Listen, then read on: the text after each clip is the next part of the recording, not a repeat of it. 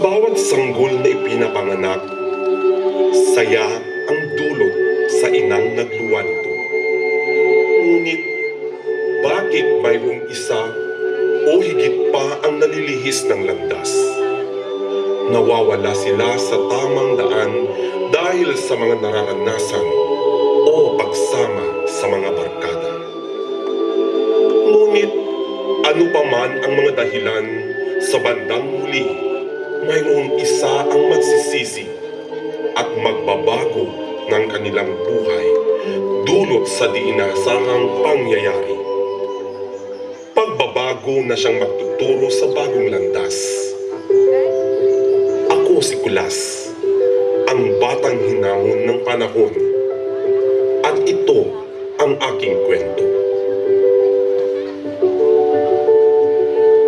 Dito nagsimula ang lahat, ang pagbabagong tumatak at nagbigay ng saya. Ngunit, buot ang kapalit.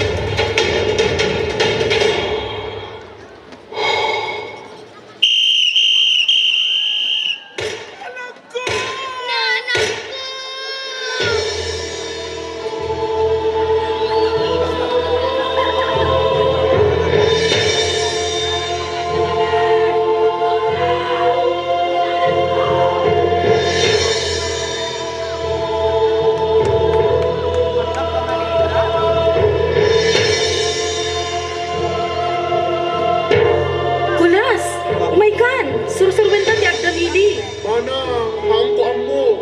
Kulas, masursurong tulatta. Hintay nga ruden agkali. Dito'y bangkag iti talon ni.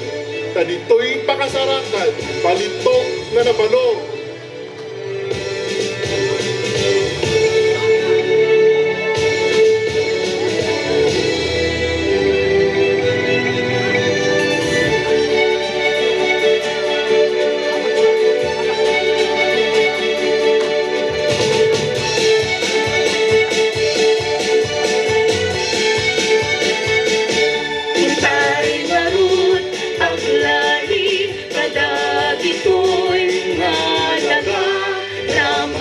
Nalain, kerporati waktan tidaran, tatak nuna dedek kita pik kita lalain, anyang pintas ng maaramid na bangaw, tay magbimirang tinregis, karaman tay dunong, ibulbuli gustay narun.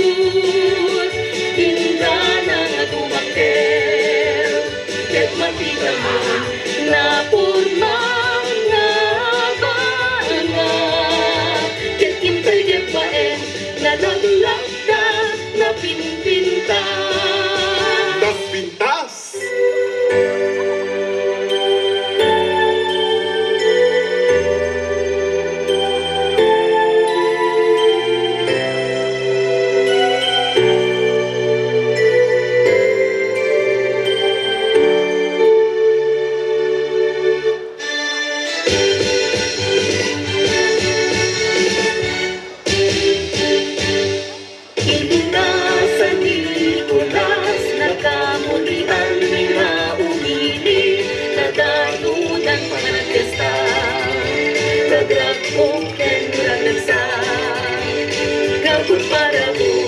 bendisyon, pinamaswa.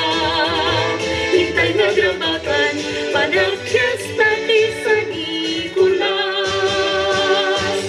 Dagiti panganalikan, malamig ang pangurigan, tinutar ang nasayaan, nagnuntay ang kagraglasan. Babaeng lagit, dagito'y tagyang, kenda ko lagmi, ngayon kay Diyos, nasirip ke talugadi. Damianin Festival, naragsak na rampa!